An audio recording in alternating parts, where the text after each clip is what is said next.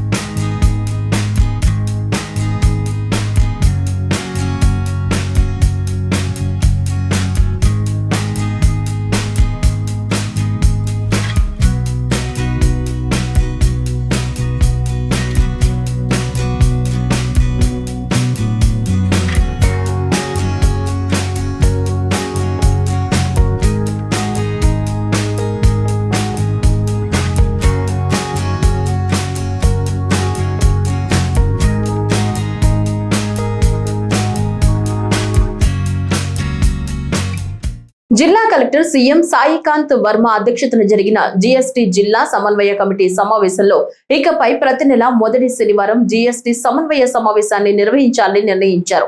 సభ్యులందరికీ సమావేశ సమాచారం ముందుగానే చేరేలా చర్యలు తీసుకోవాలని కలెక్టర్ ఆదేశించారు. అలాగే అన్ని శాఖల నుంచి అవసరమైన వివరాలను జీఎస్టీ జాయింట్ కమిషనర్ సమన్వయం చేయాలని సూచించారు. జిల్లాలో జీఎస్టీ వసూళ్ల పెంపుకు ప్రత్యేక కార్యాచరణ ప్రణాళిక రూపొందించాలని అధికారులను ఆదేశించారు. That discipline I have set in. Khachitanga intimation available. Question of not attending does not happen. As in the ఏం జరుగుతుంది, where is the information gap? I don't understand. ఇది కన్వీనర్ పల్నాడు జిల్లా సత్తెనపల్లి పట్టణంలోని 21, 22 వార్డుల కొత్తపేట ప్రాంతంలో పోలీసులు విస్తృత స్థాయిలో కార్డన్ సెర్చ్ నిర్వహించారు. సుమారు 100 మంది పోలీస్ సిబ్బంది ఇంటింటి తనిఖీలు చేపట్టారు. తనిఖీల్లో సరైన పత్రాలు లేని 81 బైకులు, ఒక కారు, ఒక ఆటోను పోలీసులు సీజ్ చేశారు. అనంతరం మాదక ద్రవ్యాల వినియోగానికి వ్యతిరేకంగా స్థానికులతో ప్రతిజ్ఞ చేయించారు. ఈ సందర్భంగా డీఎస్పీ హనుమంతరావు మాట్లాడుతూ తల్లిదండ్రులు తమ పిల్లలపై ప్రత్యేక శ్రద్ధ పెట్టాలని సూచించారు. యువత మాదక ద్రవ్యాలకు దూరంగా ఉండాలని హెచ్చరించారు. పట్టణంలో జరిగే అసాంఘిక కార్యకలాపాలపై వెంటనే 112కు సమాచారం ఇవ్వాలని ప్రజలకు సూచించారు. ఇకపై ద్విచక్ర వాహనదారులకు హెల్మెట్ తప్పనిసరిగా ధరించాలని తెలిపారు. అలాగే సైబర్ నేరాల పట్ల అప్రమత్తంగా ఉండాలని, తెలియని వ్యక్తుల ఫోన్ కాల్స్ కు స్పందించవద్దని ప్రజల్ని హెచ్చరించారు. ఈరోజు మా పల్నాడు జిల్లా ఎస్పీ గారి ఆదేశానుసారం ఈ సత్తెనపల్లి టౌన్లోని కొత్తపేట పరిధిలో ముందుగా ఉన్న సమాచారం మేరకే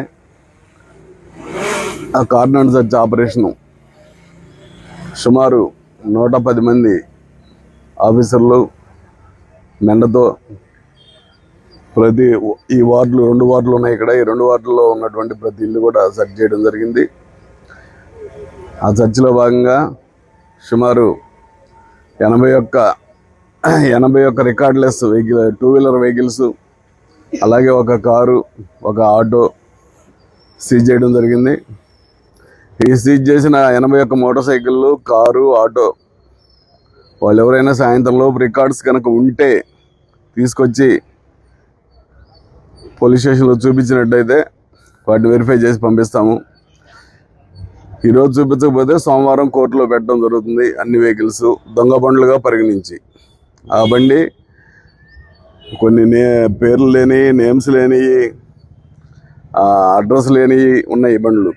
వాటన్నిటికి సమాధానం ఆ పర్సనే చెప్పాలి. ఇకపోతే ముఖ్యంగా ఈ పట్టణంలో ఈ ప్రాంతం ఎందుకు ఎన్నుకోవడం జరిగిందంటే, రీసెంట్గా మీకు తెలుసు నాగన్నకుంట అనే ఏరియాలో కూడా చేయడం జరిగింది. ఇది 2వ ప్లేసు. ఇంతకుముందు రంగా కాలనీలో చేశాము. ఇక్కడ ముఖ్యంగా విరివిగా గంజాయి అమ్మేవాళ్ళు ఉన్నారు. గంజాయి రవాణా చేస్తున్నారు ఇక్కడి నుంచి.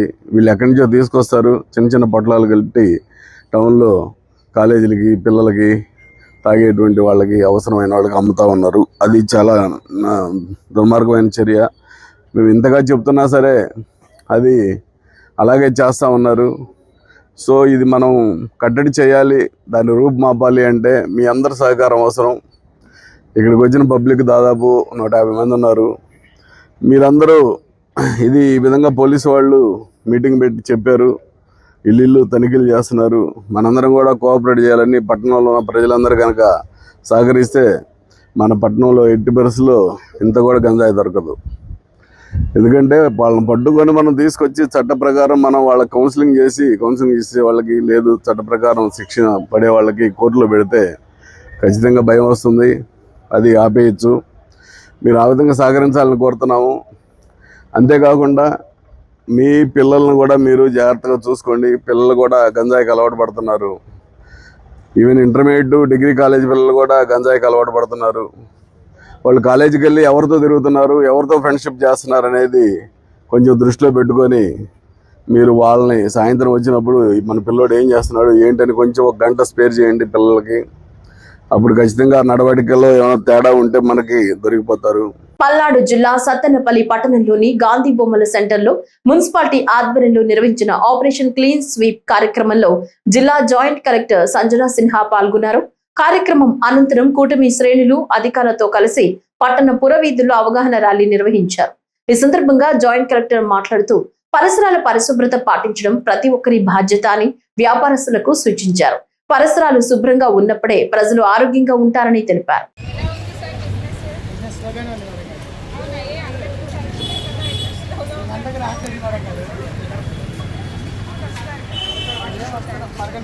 బాగానే ఉంటుంది. మళ్ళీ సాయంత్రం రాత్రికి అంతా ఖాళీ చేసుకునేటప్పుడు టేస్ట్ ఎట్లా పడేస్తారు?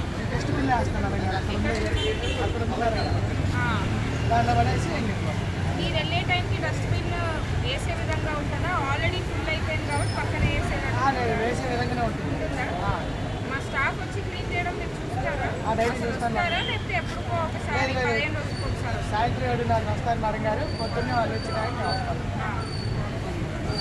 సో నేను ఇప్పుడు క్లీన్గా మన సిటీ ఉండడానికి 4 వీక్స్ అంటే 4 వారాలకి ఆపరేషన్ క్లీన్ స్వీప్ అని ఒకటి స్టార్ట్ చేశాను.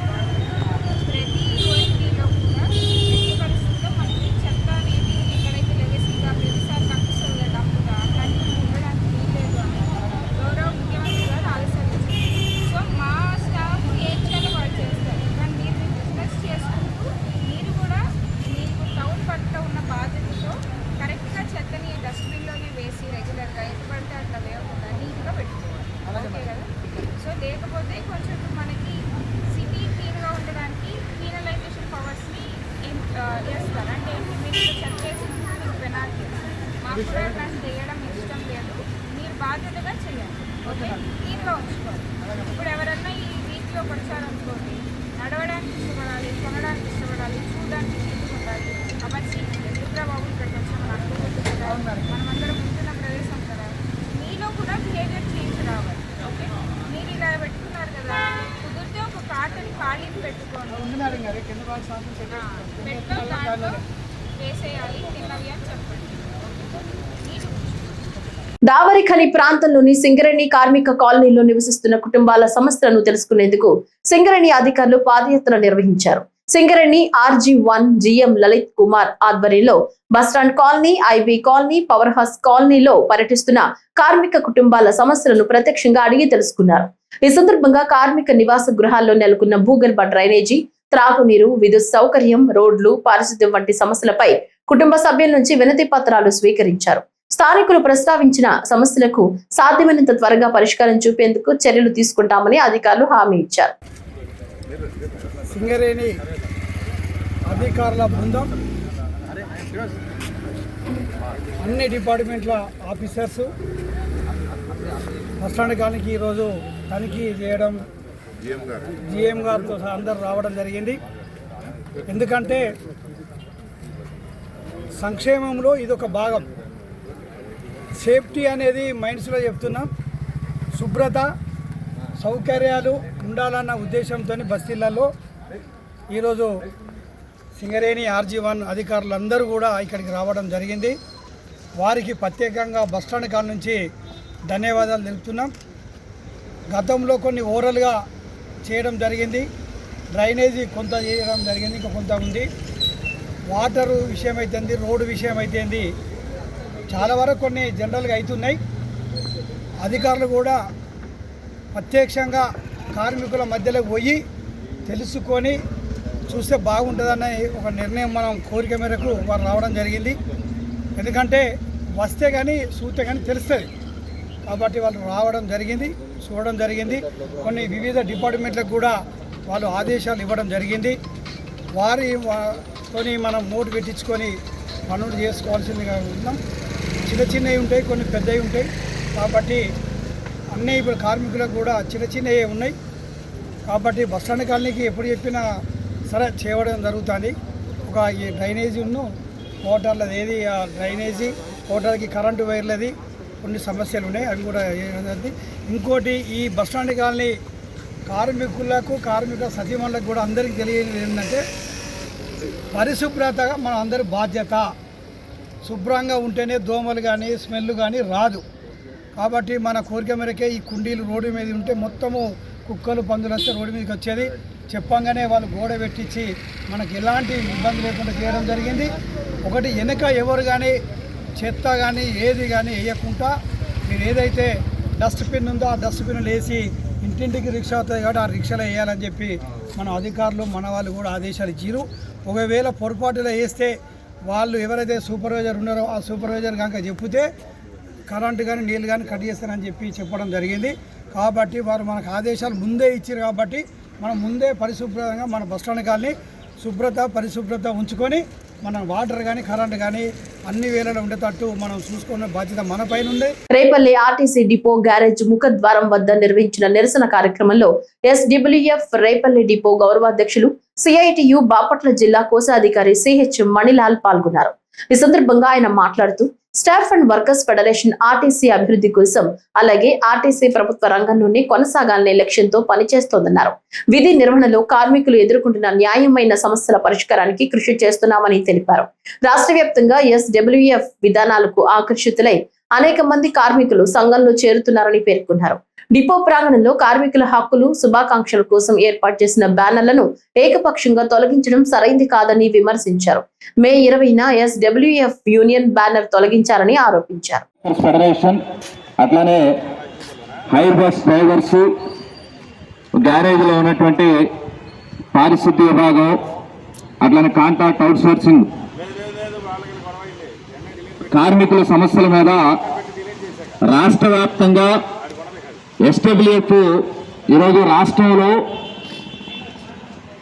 ఆర్టీసీని ప్రైవేటీకరించే దిశగా జరుగుతున్నటువంటి క్రమంలో భాగంగా ఆర్టీసీ ఆస్తుల పరిరక్షణ కోసం, ఆర్టీసీలో ఉన్నటువంటి ఉద్యోగుల యొక్క భద్రత కోసం రాష్ట్ర వ్యాప్తంగా నిర్దిష్టమైన పోరాటం నడుపుతున్నటువంటి సంఘం, ముందడుగున్నటువంటి సంఘం, ఏకైక సంఘం ఎస్డబ్ల్యూఎఫ్.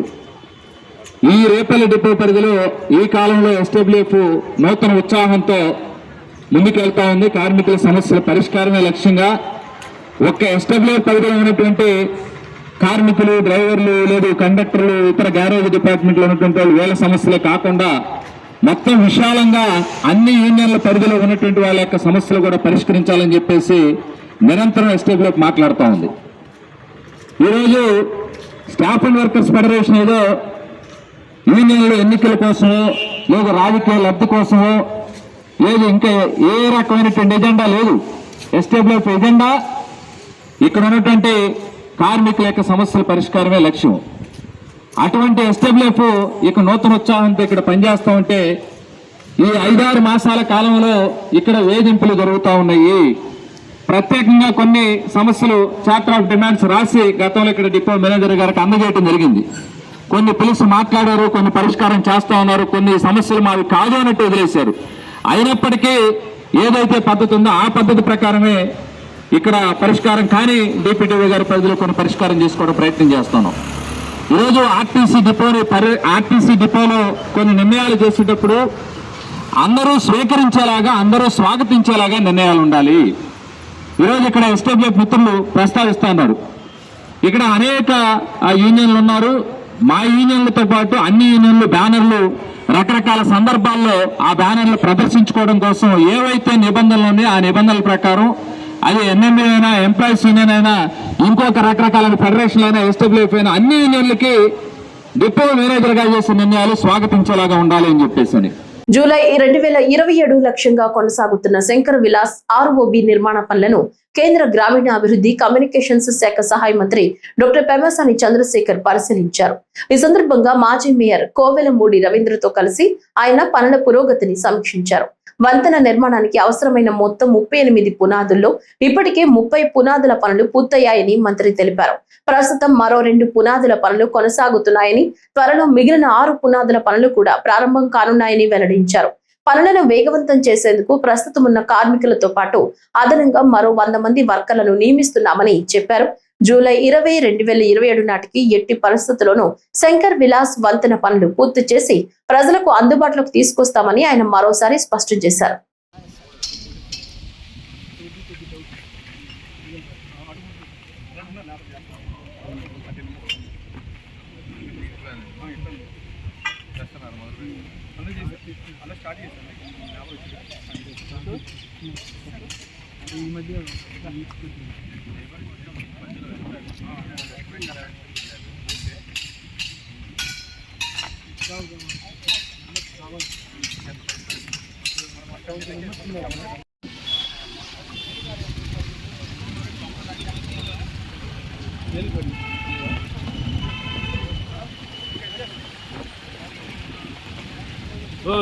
ప్రకాశం జిల్లా కందుకూరులో స్వర్ణాంధ్ర స్వచ్ఛాంధ్ర కార్యక్రమంలో భాగంగా ఆపరేషన్ క్లీన్ స్వీప్ కార్యక్రమాన్ని శనివారం ఉదయం మాచవరం రోడ్డులో నిర్వహించారు.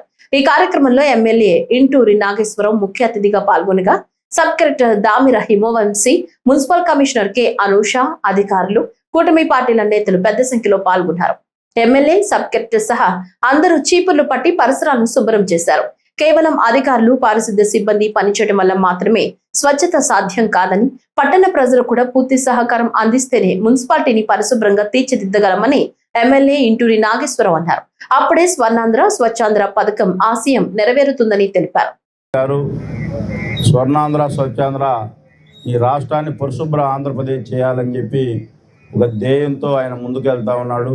దానిలో భాగంగానే మనందరం కూడా మనం ఒక అధికారులు లేకపోతే ప్రజాప్రతినిధులు ఒకరే చేస్తే ప్రజల్లో కూడా ఈ అవేర్నెస్ తీసుకొని రావాల్సిన కార్యక్రమం. దీన్ని ప్రతి పట్టణ ప్రజలే కాకుండా పల్లెటూరులో, గ్రామాల్లో ఉన్న ప్రజల్లో కూడా ఈ ఆపరేషన్ స్వీప్లో అందరూ కూడా పాల్గొంటే, సార్ చెప్పినట్టు, సబ్ కలెక్టర్ గారు చెప్పినట్లు, జపాన్లో నేను కూడా లాస్ట్ టైం ఒక 1 year బ్యాక్ పోయాను. పట్టణం మధ్యలోనే కాలువలు వెళ్తూ ఉంటాయి. అంటే వాటర్, డ్రింకింగ్ వాటర్ కాలువలు కూడా ఎక్కడా కూడా ఒక టిష్యూ పేపర్ కూడా దాంట్లో కనపడిన పరిస్థితి ఉంది. అంటే మనలో కూడా, పబ్లిక్లో కూడా అవేర్నెస్ వస్తేనే మన పరిసర ప్రాంతాలు కూడా శుభ్రంగా ఉండే పరిస్థితి వస్తుంది. మనం కూడా దాంట్లో అందరం కూడా భాగస్వాముల వాళ్ళు, పట్టణంలో ఉన్న నాయకులందరూ కూడా విజ్ఞప్తి, ఏదైతే ఈ స్పెషల్ ప్రోగ్రాంలో మీ కాలనీల్లో కూడా మీరు కూడా ఇన్వాల్వ్ అయితేనే మీ ప్రాంతం కూడా పరిశుభ్రంగా ఉంటుంది, పట్టణానికి మంచి పేరు వస్తుంది. అలాగే పట్టణ ప్రజలకు కూడా విజ్ఞప్తి చేస్తూ ఉన్నా, మీరందరూ కూడా ఈ స్వర్ణ మున్సిపాలిటీగా, మన కందుకూరు మున్సిపాలిటీలో మీరు కూడా భాగస్వాములై ఈ ఏవైతే హౌస్ డిస్మెంటల్ ఉంటుందో ఒక పర్టికులర్ ప్లేస్లు వాళ్ళు కూడా, మున్సిపల్ అధికారులు కూడా ఐడెంటిఫై చేస్తారు. ఆ ఏరియాలోనే దాన్ని వేసే విధంగా మీరు కూడా సహకరించాలని చెప్పి, ఎక్కడ పడితే అక్కడ వేస్తే రోడ్డుకి ఇబ్బంది అవుతుంది, అలాగే దానివల్ల అనేక ఇబ్బందులు కూడా వస్తాయి. కాబట్టి దీంట్లో పట్టణ ప్రజలు కూడా భాగస్వాములు అని చెప్పి మన మున్సిపాలిటీని మంచి మున్సిపాలిటీగా, ఒక పరిశుభ్రమైన కందుకూరు మున్సిపాలిటీగా తీర్చిదిద్దే దాంట్లో పట్టణ ప్రజలందరూ కూడా సహకరించాలని చెప్పి ఈ సందర్భంగా కోరుకుంటూ సెలవు తీసుకుంటాం. ప్రజల సమస్యలను వారి ముంగిటికే వెళ్లి పరిష్కరించాలన్న లక్ష్యంతో వెంకటగిరి ఎమ్మెల్యే కురుగొండ్ల రామకృష్ణ ఆధ్వర్యంలో సైదాపురం మండలం తుమ్మల తల్పూరు గ్రామ పంచాయతీలో ప్రజా దర్బార్ కార్యక్రమం నిర్వహించారు. ఈ కార్యక్రమంలో ప్రజల నుంచి నేరుగా వినతులు స్వీకరించిన ఎమ్మెల్యే సంక్షేమ పథకాలు, అభివృద్ధి పనులు, భూ సమస్యల పరిష్కారంపై కీలక ప్రకటనలు చేశారు. మహిళలకు ఉచిత స్మార్ట్ ఫోన్ల పంపిణీతో పాటు మండలాభివృద్ధికి కోట్ల రూపాయల నిధులు కేటాయిస్తున్నట్లు వెల్లడించారు.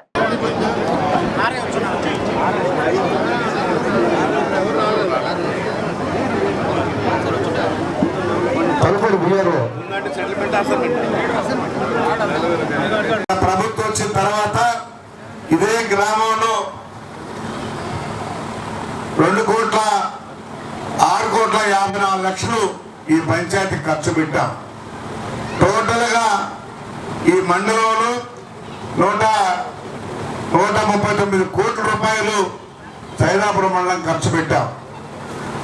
అయితే ఇప్పుడు కూడా మరి సోదరమణివి రోడ్డు ఒకటి చెప్పారు. రాపూర్ నుంచి తలుపూరు వరకు ఒక రోడ్డు, మన లిమిట్స్ లో ఉండే దానికి ఒక 6-7 కోట్లు అవుతుంది. దాన్ని కూడా ప్రాసెస్లో పెట్టాం. సింగిల్ రోడ్డు పెడితే సింగిల్ రోడ్డు కాదు, అది డబల్ రోడ్డు కావాలని చెప్పని డబల్ రోడ్డుకి ప్రపోజల్ పంపిస్తా ఉన్నా. ఎందుకంటే సింగిల్ రోడ్ వేసేస్తే మళ్ళీ డబల్ రోడ్ వేయలేం. కాబట్టి దాన్ని ఆపి ఎక్కడ వరకు వస్తుందో అక్కడ వరకు డబల్ రోడ్ ఏమన్నాం.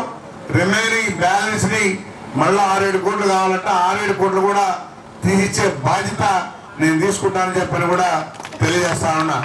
అదేవిధంగా డిఎంఎఫ్ లో గ్రాంట్ కింద ఈ గ్రామ పంచాయతీకి 1,85,00,000 పెట్టుంది. దాన్ని కూడా శాంక్షన్ చేసి మరి ఆ రోడ్లో నుంచి ఇక్కడ వరకు కూడా రోడ్డు వేయించే బాధ్యత నేను తీసుకుంటానని చెప్పని కూడా తెలియజేస్తా ఉన్నా. కాకినాడ జిల్లాలో పెరుగుతున్న ఎండల తీవ్రత, వడగాలుల నేపథ్యంలో ప్రజలు అప్రమత్తంగా ఉండాలని జిల్లా కలెక్టర్ హరీంద్ర ప్రసాద్ సూచించారు.